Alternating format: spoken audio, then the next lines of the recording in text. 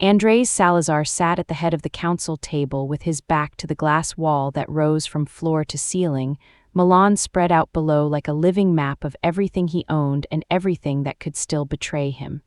The city was quiet at this height, distant lights flickering like signals passed between unseen hands. Inside the room, the air was heavier. It smelled of strong espresso gone cold, polished marble, and the faint metallic edge of gun oil that never truly left places where power decided things. Even the silence felt trained, disciplined, aware of who was in charge. The men around the table were not loud. They did not need to be. Capos sat with relaxed shoulders and alert eyes, men who had survived long enough to understand that impatience killed faster than bullets. His lawyer kept his hands folded neatly over a leather folder. The accountant stared at numbers only he fully understood. Across from Andrés, two emissaries from the Lombardi family wore tailored suits and polite smiles, the kind designed to look harmless while teeth waited just beneath. On paper, they were partners. In truth, they were wolves circling the same territory, pretending to admire the view. The pact lay open in front of Andrés' heavy cream paper embossed seal, pages aligned with surgical precision. It was not a contract in the way ordinary people understood contracts. It was a map, ports, routes, shell companies, and laundering corridors that would decide who controlled the flow of money and silence along half the northern coast. One signature, one clean stroke of ink, and the balance of the city would shift. He had reviewed it a dozen times. His people had reviewed it more. Everything appeared clean, elegant, inevitable. Andrés lifted the pen. He had built his empire on one rule above all others: never hesitate in public. Hesitation invited doubt, and doubt invited blood. His face showed nothing as he positioned the pen above the final line, fingers steady, wrist loose. This was the moment the room had been moving toward for weeks, and everyone felt it. A subtle tightening of posture passed around the table, anticipation contained. The door opened softly. No one turned at first. Staff came and went. Invisibility was part of the architecture. A cleaning cart rolled in with a quiet squeak, rubber wheels whispering over stone. Lucia Morales kept her eyes down, hands gloved, posture careful. She wore the neutral uniform that made her blend into walls and corners, the kind of clothing meant to erase identity. She moved with the practiced efficiency of someone who knew exactly how long she was allowed to exist in a room like this.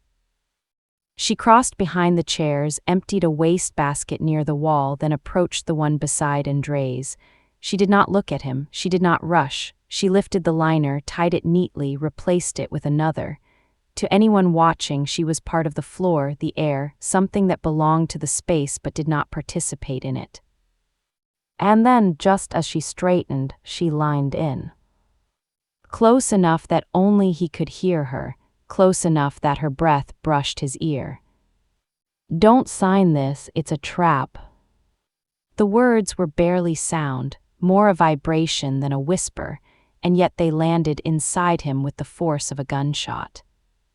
Andrés froze. The pen slipped from his fingers and tapped the wood of the table, a soft sound, muffled by velvet and leather, but in the silence it rang too loud. Every eye in the room lifted. Conversations that had not yet started stopped before they began. The Lombardi emissaries exchanged a glance too quick to be polite. Sergio Ramirez, seated 2 chairs down, tilted his head slightly, a faint smile still on his mouth, his eyes suddenly sharp. Andrés did not move. For a fraction of a second, the mask he wore so perfectly threatened to crack. No one had ever spoken to him like that in this room, not without permission, not without consequence, and certainly not someone who cleaned the floors after midnight. Lucia had already stepped back. She tied the bag, placed it on her cart, and turned away as if nothing had happened. Her face remained calm, unreadable, her movements precise. She did not look back. The ritual was broken. Andrés felt it immediately, like a hairline fracture running through marble. Something was bleeding under the surface now. He could feel the weight of the room pressing in, waiting for him to reassert gravity. A mafia boss did not pause with a pen in his hand unless the world beneath him had shifted.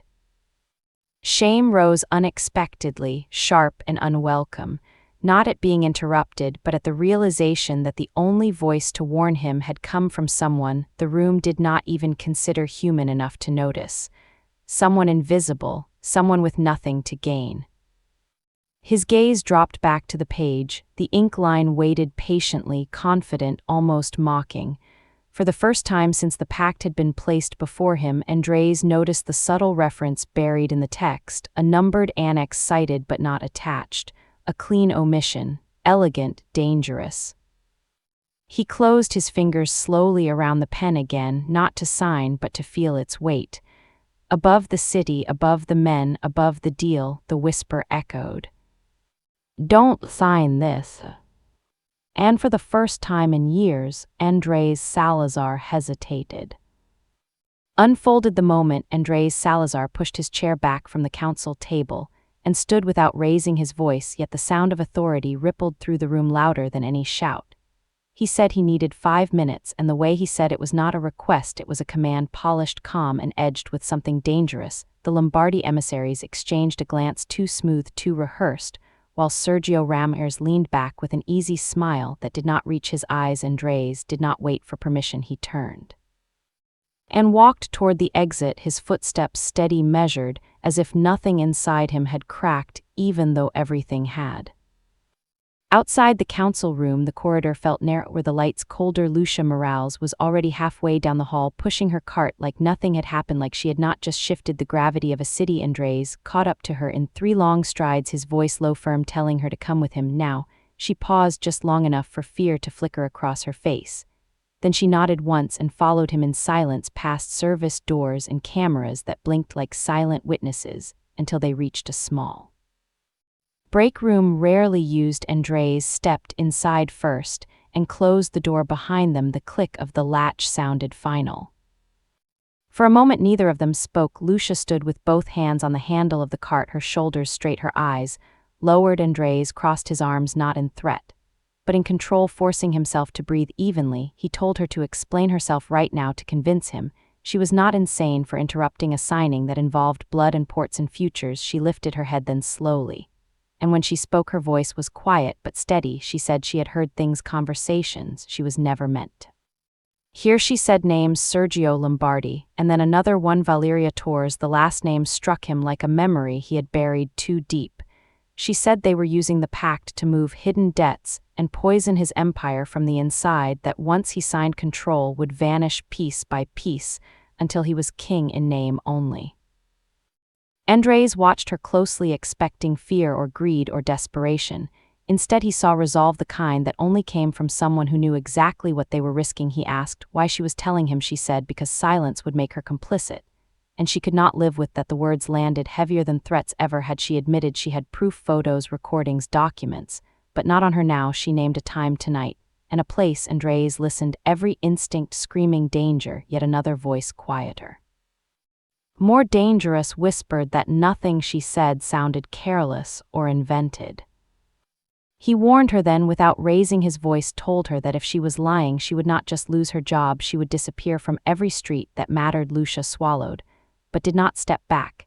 She said she understood and that she accepted the consequences, but that if she stayed silent and he lost everything, she would never forgive herself. Andres turned away from her and stared through the glass at Milan, moving far below, lights flowing like blood through veins. For years, he had trusted men like Sergio because loyalty felt safer than doubt, and now a woman the world refused to see had placed doubt in his hand and walked away unarmed. When he returned to the council room, the air had changed. Conversations stopped too quickly, eyes followed him too closely. Sergio asked if everything was fine with a tone that suggested nothing ever truly went wrong unless allowed. Andres said he needed to review certain clauses again, and the Lombardi emissary bristled. Pressure crept in, urgency, markets, timing, now or never. Words meant to rush a mistake. Andres recognized the tactic too well. He closed the folder with finality and said the signing would be postponed until tomorrow. Anger flashed, thinly veiled around the table, but no one challenged him directly yet. As he left again with the pact secured, He felt it clearly. Someone in that room was no longer an ally and tonight would decide whether the whisper had saved him or signed his death warrant. The night pressing down on the city like a held breath, Andres Salazar left the council floor with the pact locked inside his briefcase. Yet the weight he felt had nothing to do with paper or ink. The underground garage swallowed the sound of his steps as he drove through Milan streets that belonged to him, and still felt suddenly unfamiliar. Every traffic light, every shadowed alley carried the same question: who in my house is sharpening a knife for my back? The image of Lucia Morales stayed with him, not her uniform. Not her fear, but the certainty in her voice, a certainty that did not ask to be believed. It simply existed. By the time he reached the small private lounge on the 32nd floor, the building was nearly empty. The city outside glowed with indifferent beauty. Andres checked his watch once, then again. Exactly at the hour she had named, the door opened without drama. Lucia stepped inside carrying a small backpack held close to her chest.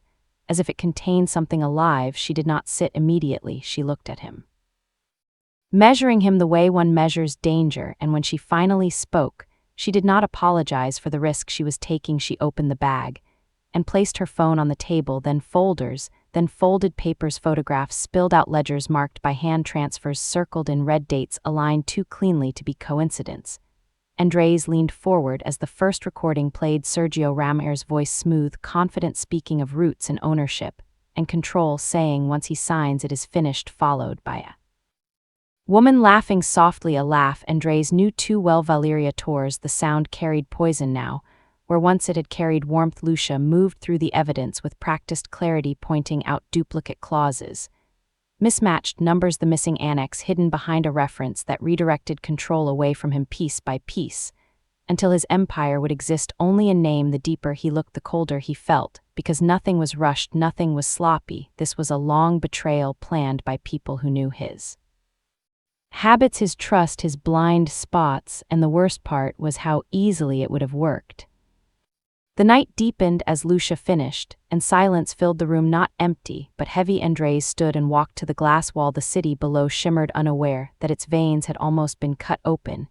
He spoke without turning, asking why she cared enough to risk this, and Lucia answered with quiet honesty, saying because she had seen men like them before, men who smiled while destroying lives, and because she recognized the pattern too quickly, not from cleaning floors, but from reading balance sheets in rooms where she was never meant to stay. Her words slowed him, made him look at her fully for the first time, not as a presence passing through, but as a mind that matched his own. He asked what she wanted in return, and she shook her head, saying nothing, only that he not sign, and that he listen. Andres realized then that the most dangerous thing in the room was not the evidence, but the truth that his power had nearly blinded him to it. He thanked her once simply and told her to be careful tonight, because men who lose control do not forgive witnesses. When Lucia left the room, the echo of her footsteps faded, but what remained was something far more volatile than fear. It was certainty, and with it the knowledge that tomorrow the war would no longer be hidden behind contracts. It would move into the open, and this time Andres Salazar would not hesitate. When the building still sleeps and the corridors no longer echo with confidence, but with doubt, Andres Salazar arrives earlier than anyone else, his coat still heavy with night air, his eyes dark from a sleep that never came. The pact is no longer in his briefcase. It is in his blood. Every step toward his office feels like walking deeper into a truth he tried not to see for years. He unlocks the door, shuts it behind him, and stands still, listening to the silence, the kind of silence that hides secrets, not peace. He moves to the desk, powers on the monitors, and pulls every version of the agreement, every draft, every attachment he was shown, and the ones he was not. The screens glow softly as he reads line by line, slower than ever before, not as a boss, but as a man who has been warned. He traces references, notes, cross links that look harmless until you follow them into the shadows. And there it is, a missing annex cited casually as if it were nothing. Appendix C, the document that never crossed his desk. His jaw tightens as he searches restricted archives, enters codes that only a handful of men should know, and finds an encrypted folder labeled projections, a word so clean it almost makes him laugh. Inside the folder, Appendix C opens, and the room feels colder, even though nothing has changed. The text is surgical, precise, and devastating. It outlines asset redistribution, routes through offshore fronts that reroute control away from him step by step, until his name remains on paper while power drains elsewhere.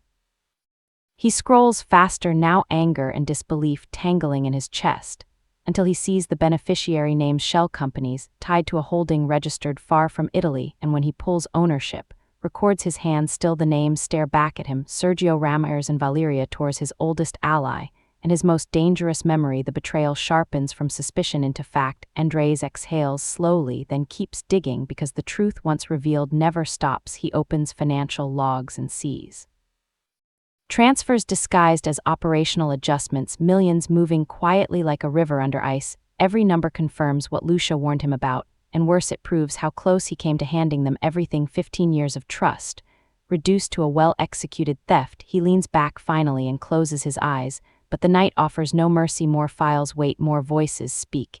He accesses recorded communications stored by internal security protocols, and plays one. The room fills with Sergio. Voice relaxed, mocking, saying Andres will never suspect a thing because he trusts too much.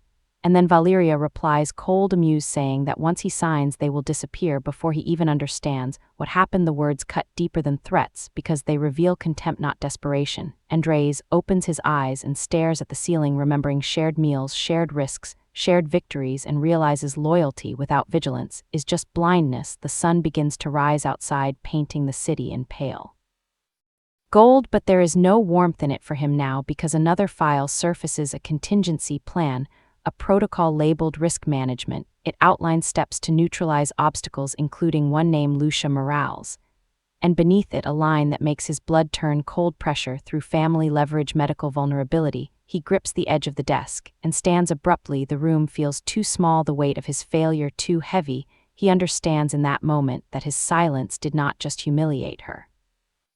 It endangered her and someone she loves, and that knowledge breaks something open inside him. He prints everything, copies, drives, hides duplicates, because survival now depends on preparation, not pride. When he finally leaves the office, the building is waking up, unaware that its foundations have shifted. And Andres Salazar walks out, no longer just a boss guarding territory, but a man preparing for war against his own past choices, knowing that the most dangerous enemy he faces is not Sergio or Valeria, but the version of himself that almost signed without listening. The sound of footsteps gathering from every corridor as the summons spreads through the building, not as an announcement, but as a command. All staff, all capos, all associates to the main auditorium. Now the air fills with confusion and quiet fear, because meetings called without warning rarely end gently. Lucia Morales stands at the back near the exit, her cleaning cart beside her, hands steady even as her pulse races. She feels it before she sees it, the shift in energy, the tightening of the room like a fist closing.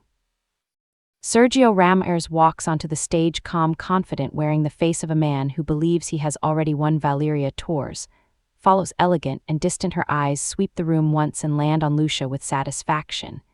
Andres Salazar sits in the front row, still and unreadable, his presence alone enough to quiet the murmurs. Sergio begins to speak about security, about betrayal, about loyalty, and the danger of those who pretend to be invisible while stealing from the house that feeds them. Each word is smooth, practiced, sharpened to cut without leaving visible blood. Then he says her name, Lucia Morales, and the room turns toward her in one motion like a single creature. She does not flinch. She steps forward when ordered, her head held high though the ground beneath her feels unsteady. Sergio raises printed images, claims they were taken from her phone, shows ledgers and corridors and doors after hours. He calls it espionage. He calls it theft. He calls it a stain on the honor of the organization. The guards move closer, and Lucia feels the eyes of men who once ignored her, now judging her, as if she were already condemned. She looks at Andres, searching for the man who listened, the man who hesitated, the man who knew the truth. And for a moment she believes he will stand, that he will speak, that he will end this before it destroys her. Instead, he rises slowly, his face carved from stone, and says the words that break her, something about evidence, something about order, something about regret that sounds empty in the vast room. Lucia understands then that power fears fracture more than injustice, and that even the best men can fail when the cost feels too high. She does not cry, she does not beg, she asks only to walk out on her own, and when permission is given she does so with dignity, every step echoing louder than the accusations behind her. Before she reaches the door she turns back and speaks so the entire room can hear. She says, when the truth comes, remember this moment, remember that silence was a choice, and that choice has a price. The Doors close behind her and the sound is final outside the building. The light feels harsher, the city colder. A guard hands her a small box with her things and avoids her eyes. She walks into the street knowing she has lost more than a job. She has lost protection, reputation, and safety. Inside the auditorium, Sergio places a hand on Andre's shoulder, speaks of loyalty and necessary sacrifices. Andres nods because everyone is watching. But inside, something collapses. The image of Lucia standing alone burns his mind, and the knowledge that he has just handed his enemies exactly what they wanted: a witness removed and a warning ignored. And as the room empties, Sergio and Valeria exchange a glance that confirms it. The game has moved to its next phase, and Lucia Morales is now in more danger than ever. Long after the lights in the building go dark, and the silence returns like a verdict, Andres Salazar sits alone in his office with the city below him. Breathing unaware, the glass reflects his face back at him, older, heavier, stripped of the certainty that once protected him. The echo of Lucia walking out of the auditorium still rings in his ears, not her footsteps, but the restraint in them, the way dignity survived where mercy did not. He loosens his tie, then removes it entirely as if the fabric itself has become an accusation, and without ceremony he turns back to his desk and begins again, not as a boss, not as a king, but as a man who has realized too late that silence is a form of violence. He opens every file again, but this time he is not searching for confirmation, he is searching for consequence. The contracts bloom across his screens like a maze, and he follows each path with ruthless focus, every cross-reference, every buried clause, every silent redirection. He moves faster now because guilt sharpens instinct. The hidden annex appears again, Appendix C, and this time he tears through it line by line until the truth becomes undeniable, control siphoned off through clean channels masked by language so elegant it almost deserves respect. Almost. He opens financial logs and tracks transfers that curl like smoke through offshore fronts, each number another betrayal, each timestamp another moment. He trusted the wrong man. 15 years reduced to a ledger of theft and mockery. His jaw tightens. But he does not stop because the worst truths are always hidden beneath the first layer. He accesses internal security archives and plays recordings he was never meant to hear. Sergio's voice fills the room, confident, dismissive, speaking of Andres as predictable as manageable. Valeria's voice follows, colder, sharper, laughing about how power belongs to those willing to take it, not those who wait. To be fair, the words scrape against old memories, shared meals, shared risks, promises made in blood and brotherhood. Andres feels something fracture, not loudly, not dramatically, but completely. He sinks into the chair and stares at the city, realizing that loyalty built without scrutiny is not loyalty at all, it is surrender. Then he finds it, the contingency file, the one labeled risk management, written as if danger were a spreadsheet item, not a human life. The document outlines steps to neutralize obstacles, including reputational damage, removal of witnesses, and leverage through family medical vulnerability. His breath catches as Lucia's name appears beneath it, followed by another, Camila Morales, and the world narrows to a single unbearable point. The humiliation was never the end, it was the beginning. The first cut meant to isolate her before the blade fell completely, and in that moment the full weight of his failure crushes him. He did not just betray Lucia, he armed the men who now threaten her sister. Andres stands abruptly, knocking the chair back, and for the first time since he built his empire, fear rises, not fear for himself, but for what his silence has enabled. He prints everything, every file, every recording, every transaction, and copies them onto drives hidden in places only he knows. He prepares not like a negotiator, but like a man who understands that some mistakes demand restitution, not excuses. The sun begins to creep over the horizon, casting pale light across the room. But there is no relief in it, only clarity. He leaves the building before dawn, carrying evidence heavy enough to destroy his own world if needed, and as he steps into the empty street, he understands something with painful certainty: power without courage is nothing more than decoration, and tonight he will either become the man Lucia believed he could be, or he will lose everything that still deserves to survive. At a door that does not belong to power, a door with chipped paint, and a flickering hallway light where Andres Salazar stands, without guards, without titles, without certainty. He has walked through gunfire and negotiations without fear, yet his hand hesitates here because this threshold carries a different weight. He knocks, once then waits. Footsteps approach, slow, cautious. The door opens just enough for Lucia Morale's eyes to appear red from a night that did not offer sleep. Her expression hardens when she sees him standing there alone. She does not invite him in. She does not ask why he is here. She says nothing at all. And the silence burns worse than any accusation behind her. A small apartment breathes quietly, a place held together by order and sacrifice. Andres speaks her name softly, not as a boss, not as a man who can command, but as someone asking for permission. She laughs once bitter and tells him he lost the right to say her name in that tone. She tries to close the door, but he places his hand against the wood knot. Forceful, just desperate, and tells her he knows everything now about Sergio, about Valeria, about the annex and the threats and the plan to use her sister.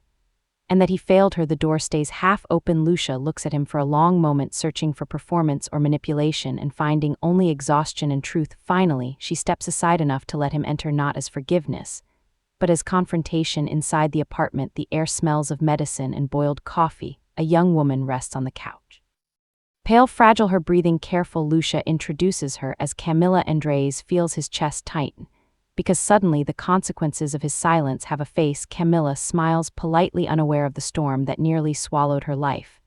Andres lowers his head in respect and tells her it is good to meet her. Camilla says, Lucia told me you were different, and Lucia cuts her off sharply. Not now. Andres sees then the wound he helped carve open. He turns back to Lucia and says he will not defend himself. He will not ask for understanding. He will only name the truth, that he chose order over justice. And that choice endangered her family. Lucia's voice trembles when she tells him that silence was worse than betrayal, because it taught everyone watching that truth has no protection. She says Sergio took more than her job. He took her safety and the insurance that kept her sister alive. Andres listens without interrupting, because interruption would be another violence. He tells her he has already moved money through a foundation, that Camilla's surgery will happen anonymously, without strings, without obligation. Lucia stands abruptly, furious, accusing him of buying absolution. Andres shakes his head and says it is not absolution, it is responsibility. He failed when it mattered, and this is the minimum cost of that failure. Lucia turns away, struggling to breathe. Then Camilla coughs softly, and the sound breaks something open. Lucia kneels beside her sister, holding her hand, and whispers reassurance. And in that moment, Andres understands that power is meaningless beside this kind of devotion. He tells Lucia he will clear her name publicly and dismantle Sergio's plan, even if it destroys him. She does not believe him, yet she says trust once broken does not return. Because someone apologizes, it returns only through consistent risk.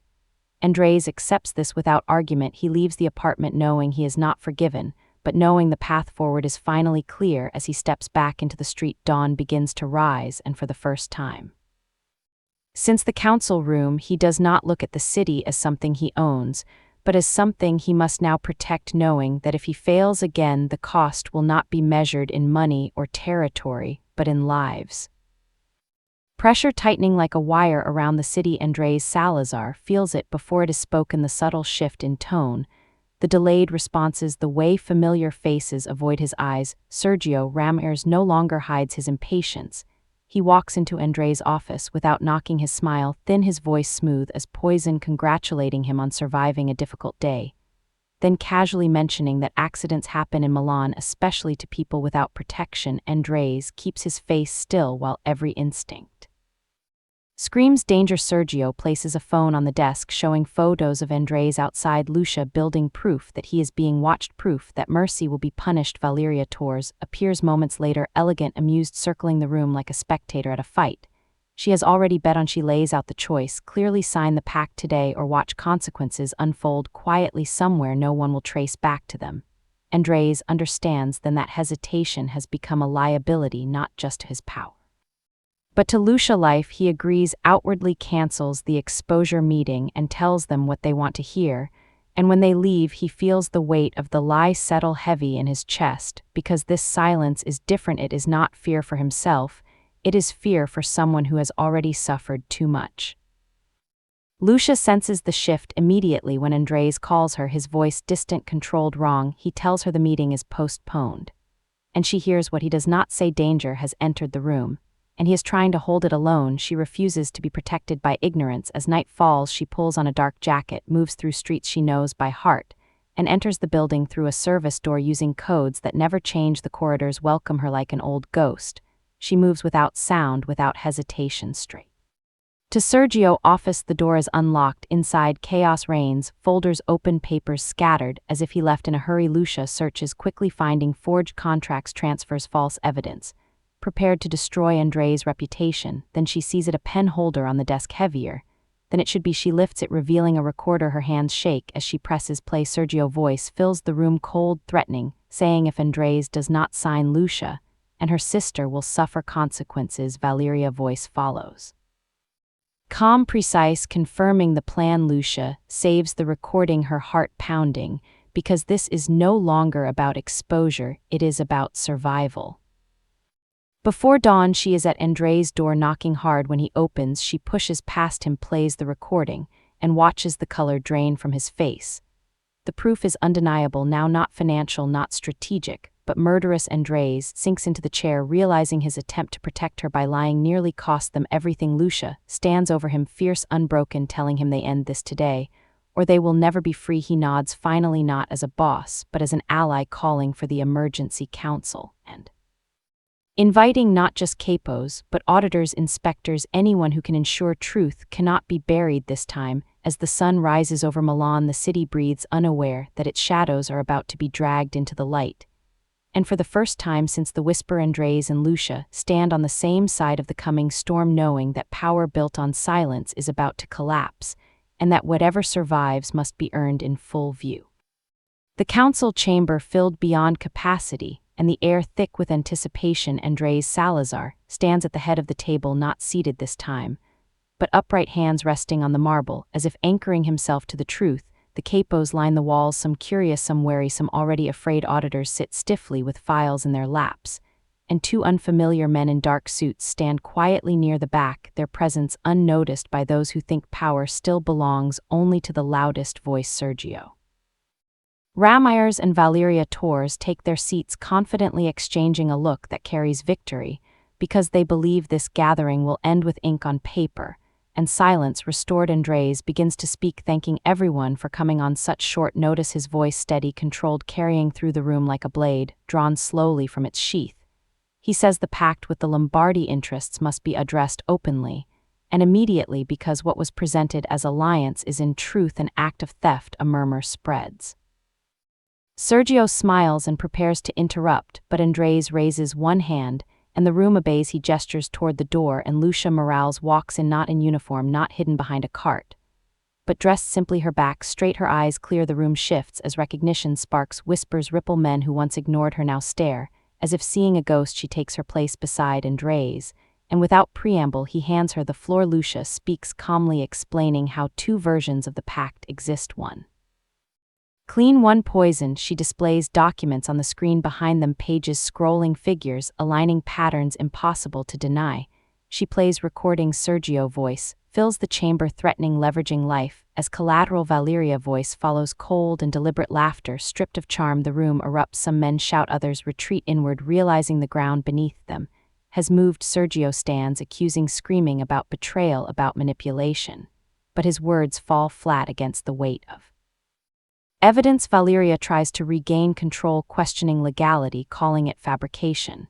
But then the men at the back step forward, identifying themselves as financial crime investigators, invited quietly by Andres. The sound of authority changes shape here. It no longer comes from fear, but from inevitability. Handcuffs appear, cold, final. Sergio lunges, shouting that this is not over, that blood remembers. Valeria looks at Andres with contempt, telling him he was always weak. Andres meets her gaze and replies that weakness is confusing power with silence. The officers lead them away. The chamber explodes with voices, but beneath it all a current of something new moves. Relief, shock, possibility. Lucia exhales slowly, the weight she carried for months finally shifting. Andres turns to her, gratitude and regret written openly on his face. The council watches as a cleaner, once invisible, stands beside the man who chose truth over comfort, and understands that the rules have changed forever, knowing that what survives this day will not be built on whispers but on courage spoken aloud.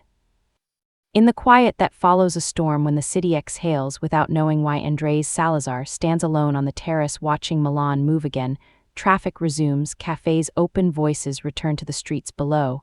And yet nothing is the same because power has shifted its shape.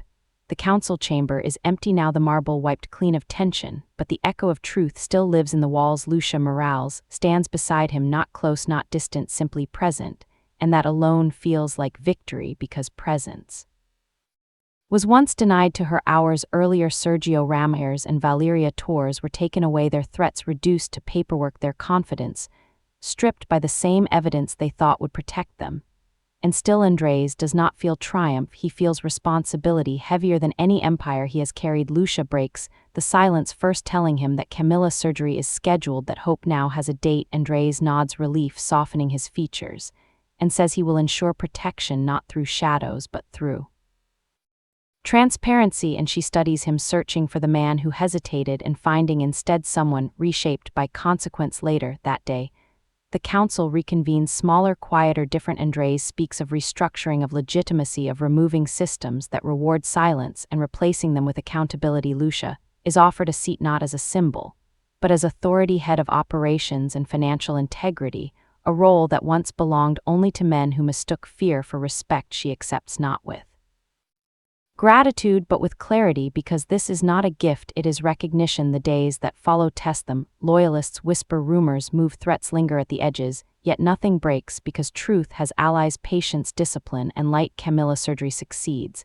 and Lucia sits by her bedside, holding her hand, feeling the future breathe again. Andres visits without entourage, bringing flowers and quiet respect. Camilla asks him to promise to take care of Lucia, and he does without hesitation, without conditions. Time passes, not quickly, not easily. Trust rebuilds in actions, in choices, in the way Andres listens. Before speaking, in the way he never asks Lucia to forget, only to allow tomorrow. Romance grows slowly, born not of adrenaline but of safety. And when he asks to kiss her, he asks. When he proposes, he does so without witnesses, in a private space where no power is on display. Lucia says yes because she chooses, not because she owes. And on the day they stand together, overlooking the Arno in Florence, the city bathed in gold, a messenger delivers an envelope from prison. Sergio, handwriting inside, a final twist of truth, revealing that Lucia's presence was never accidental, that her father once saved the old boss, binding bloodlines long before whispers. And Andres reads it aloud. And they realize the warning that saved him was seeded generations ago, that destiny had waited quietly in the hands of a woman the world refused to see. And as the sun sets, they hold each other, knowing this story did not begin with power, end with victory. It began with courage spoken softly, and ended with a life rebuilt openly. And whatever storms come next, they will face them together. No whispers, no silence, no turning away again.